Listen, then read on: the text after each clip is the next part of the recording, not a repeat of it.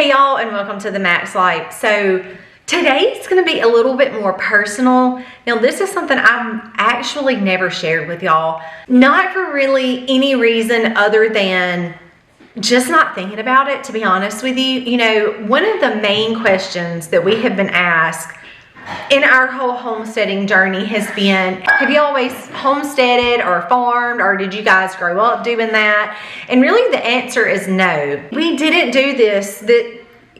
This was not our lifestyle until really we kind of hit a brick wall in our own life. And I'm going to talk to y'all about that in just a minute. Now, I would say that a lot of things happen together to get us where we're at and kind of help us make the decisions to jump on this train of trying to take health in our own hands. Now, one of those is, like I said, actually something I've never really talked to y'all about. I really don't know why, other than the fact I just don't think about it very often.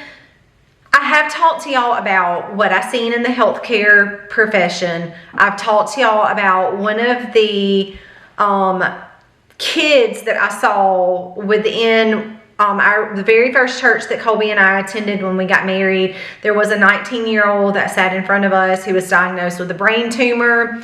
And all of this stuff just kind of started playing together. There were just several things within a short period of time that kept making me saying, what is going on? Why are we doing this? Why are things happening the way they're happening? And when you start asking yourself those questions, it usually means because you mean business about the situation. So I found myself seeing these things and taking all these things in and then saying, why? Why this and why that and why this and why that? And so as I began asking myself all these questions, it kind of forced me into really looking in to find the answers to these questions. So one of the things that I have actually never shared with y'all was before we really started taking our journey into our own hands, trying not to be as reliant on the store, on man-made synthetic products, medicine, you know, all the things that we do now to try to get away from that. So one of the things beforehand, I did not even know you could make your own soap at this point in time. So this was many years ago. There were just lots of things. If somebody said, hey, you can actually make your own shampoo, your own sunscreen, like it was mind blowing to me. So here we are, you know, two youngins, we're raising youngins, and we're seeing things, you know, the Lord is really putting different lens on in front of our eyes. So we start picking up on food, the things that are put in food, the medicine, also the word that starts with a V. Started looking into a lot of these things and I was like, I just don't understand what is going on. And the more we started turning those pages in this journey and asking ourselves why about all of these things, the more that we were able to start seeing clear. Well, in that questioning time, it was one summer and I was actually sitting out back and Colby's mom saw a lump in my back. And she said, Colby, look at Misty's back. She has a lump in her back. Have you ever noticed that? And his response to her was this, no, Mom, she's like, I used to be a lot more muscular than I am now. I'm not muscular anymore. But he was like, no, that's just her frame. She's very muscular. Like that's just her muscle. So then the more I got to moving around, they come to me and was like, we think there's something in your back. So long story short, I ended up going to see someone about my back, and I didn't feel it. Obviously I don't rub on my back, but there was it was almost the size of my fist, not quite the size of my fist, but about the size of my fist over here on my left shoulder. And I went to have it seen about, and of course, while you're waiting to get in with the appointment, the only thing that's going through your mind, as you guys know, the C word. So I was always at peace about it. I never, you know, questioned. Of course, you know, I was thinking this could be a possibility, but I was at peace with it, you know, just like, wherever the Lord leads me in this journey, I mean, obviously I can't control it, and by being anxious about it is not going to really change the fact that what if I'm fixing to be okay or go on the C word journey. So I was at peace with it, and I went to a surgeon here. He was a general surgeon, and he decided that day, so this is actually when Selah was a baby. She was just a couple of months old, and she is 10 now. She was just a couple of months old. And, you know, I told y'all that we've been doing this thing for most of the stuff about 10 years. And this is where that 10 years comes in, where we like turned the last page and was like, okay, we can see clearly now what is going on with our world. So that's where that 10 years comes from, because Selah's 10 now, and this was going on when she was a baby. So I go in, and he looked, and he said, yes, it's definitely suspicious. I want to put her to sleep now and remove it. You know, whatever the tumor is or whatever is going on right there, let's go ahead and get that out. Well, because Selah was a baby and I was nursing her, I couldn't be put to sleep. So we asked, since it was where it was at and seemed to be more superficial, if I wouldn't have to be put to sleep because I was nursing a baby, which was a good and a bad thing. We were able to do it in office, but I didn't think about, they did numbed up the entire area, but I didn't think about listening to them cut my skin and cut that tumor out. So hearing the flesh, my flesh being cut, was kind of uncomfortable. I couldn't feel it, you know, obviously I was fine, the pain level was fine, but it was kind of one of those mental things where like I could feel them pulling and I could hear them cutting the flesh. So I had to kind of just, you know, breathe through. I was not hurting, but it was like a mind over matter kind of thing. So it did end up being, obviously it was a tumor. I do have a scar on my back from that. It's probably about that long. I'm actually, right now, I'm going to show you guys a picture of the tumor in my back. You can see that I have the scar. Before, I would think twice about what to put on my skin. And see, y'all, here's something that a lot of people don't know. Most people do know, hey, our skin is an organ. But here's what most people don't realize: how fast our skin actually absorbs things, y'all, within seconds. If you put something on your skin, it is actually absorbed directly into your bloodstream within seconds. That's a little mind-blowing. I know it was for me when I read that study. But I used to not question what I put on my skin. Like, my largest organ, right, is your skin. Victoria's Secret's lotion, that was like my favorite lotion. I would coat myself in Victoria's Secret's lotion, which is, who even knows what it is? Toxins, yes, but what, I mean, like, it is just mind-blowing once you actually start looking at those labels and like can't even begin to pronounce those words. I was covering myself in that stuff, y'all, that was being absorbed into my body. Soaps, shampoos, conditioners, all of the things. I didn't have clean makeup products either, so I was putting all these things constantly on my body. No wonder I had a tumor, y'all. Like, it shouldn't have caught me off guard, but I didn't know then what I know now. So in that journey, right when we started saying something's not right, why is this, why is that, it was a combination of events that happened within a very short period of time that caused us to start questioning things in life.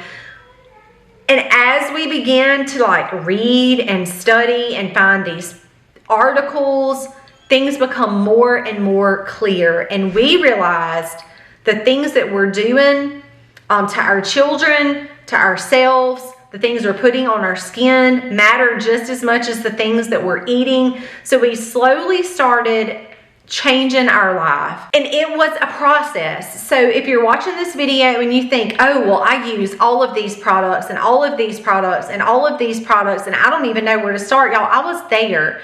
And my encouragement to you would be just this: start in one area and clean that area up, because obviously you cannot replace your entire house with clean products overnight. Like, that's not even realistic. It can feel overwhelming when you want to do that, but it's not realistic. So this is what I did. I started in my bathroom after that experience, and the little guy that was in front of us that was going through all the treatments with the brain tumor, I was seeing all these things that work, and some of the things I was saying, like, this just doesn't add up. How can you take medicine to kill something that, how is it not affecting all of you, which we all know it actually does? So just so many questions of different things that I had seen, and taking all of those experiences and saying, okay, we want something better. We want something different. We cannot continue to live like this. I was very blessed and very fortunate that my tumor was not cancerous.